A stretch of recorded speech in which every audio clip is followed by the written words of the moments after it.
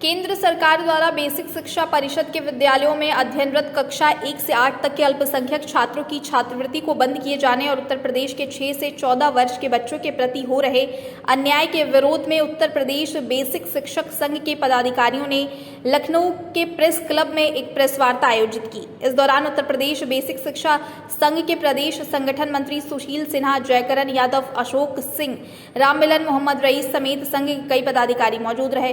Press वार्ता में Uttar Pradesh basic शिक्षा संघ के प्रदेश संगठन मंत्री सुशील सिन्हा ने बताया कि भारत सरकार का अल्पसंख्यक कल्याण मंत्रालय ने अमान्य मदरसों की आड़ में बेसिक शिक्षा परिषद द्वारा प्राप्त हजारों विद्यालयों में अध्ययनरत कक्षा 1 से 8 तक के अल्पसंख्यक छात्रों जिनकी उम्र 6 से 14 साल की है, उनकी छात्रवृत्ति आवेदन को निरस्त कर दिया है। दरअसल केंद्र सरकार ने पिछड़े और अल्पसंख्यक समुदायों के बच्चों के लिए प्री मैट्रिक स्कॉलरशिप योजना में एक बड़ा बदलाव किया है, जिसमें सरकार ने कक्षा 9 और 10 के छात्रों को शामिल करते हुए कक्षा 1 से 8 तक के बच्चों को छात्रवृत्ति योजना से बाहर कर दिया है। वहीं इससे पहले प्री मैट्रिक स्कॉलरशिप योजना SC, ST, OBC और अल्पसंख्यक समुदाय के कक्षा 1 से 8 तक के बच्चों की शिक्षा को कवर करती थी।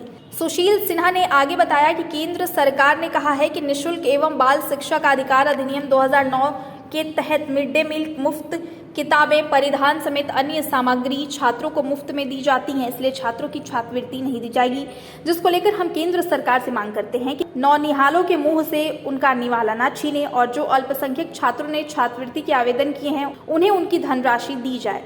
उन्होंने आगे बताया कि उच्च पदों पर बैठे अधिकारी सफेद झूठ बोलकर सरकार को गलत आंकड़ा पेश कर नौनिहालों का अधिकार छीन रहे हैं। मैं सुशील सिन्हा, उत्तर प्रदेश बेसिक शिक्षक संघ का प्रदेश संगठन मंत्री हूँ। सर, क्या मुद्दा है कि जिस व्यक्ति लेकर आपने प्रेस वार्ता आयोजित की है? आज प्रेस क्लब में जो ये प्रेस वार्ता की जा रही है, यह उत्तर प्रदेश में बेसिक शिक्षा परिषद द्वारा मान्यता प्राप्त प्राइमरी, जूनियर, हाई स्कूलों में पढ़ने वाले जो अल्पसंख्यक छात्र हैं, उनकी छात्रवृत्ति का आवेदन भारत सरकार के राष्ट्रीय छात्रवृत्ति पोर्टल पर मांगा गया।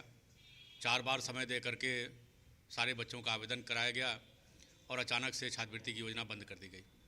यह बता करके कि इन 6 से 14 वर्ष के बच्चों को जो कक्षा 1 से 8 तक पढ़ते हैं, इनको RT एक्ट के तहत सुविधाएं दी जाती है, जो सरासर गलत है। यह सफ़ेद झूठ है, अधिकारियों का फर्जी आंकड़ा है। किसी भी बच्चे को किसी भी प्रकार की RT की सुविधा नहीं दी जाती है।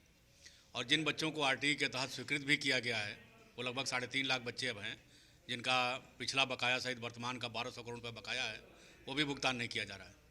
फर्जी आंकड़े प्रस्तुत करके इन नौनिहाल बच्चों के मुंह से निवाला छीन लिया गया, इनके दूध की बोतल छीन ली गई, इनका आधार छीन लिया गया, इनकी पढ़ाई के रास्ते बंद कर दिए गए। इसी बात को भारत सरकार के मंत्रियों तक और प्रधानमंत्री जी तक पहुंचाने के लिए आज ये प्रेस वार्ता आयोजित की गई है। क्या मांग कर रहे हैं सर केंद्र सरकार से? केंद्र सरकार से विशेष करके हम प्रधानमंत्री जी से मांग कर रहे हैं कि इस तरह से नौनिहालों के मल में विष घोलना ठीक नहीं है।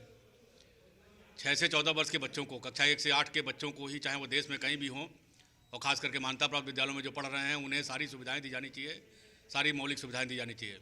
RT का पूरा लाभ दिया जाना चाहिए और ये अल्पसंख्यक छात्रवृत्ति जो बंद की गई है उसे बहाल किया जाना चाहिए। जितने बच्चों का आवेदन लिया गया है उनका भुगतान किया जाए और भविष्य में ये योजना यथावत चलती रहे, बल्कि इसकी धनराशि और बढ़ाई जाए और नन्हे मुन्ने बच्चों को पढ़ने की व्यवस्था कराई जाए।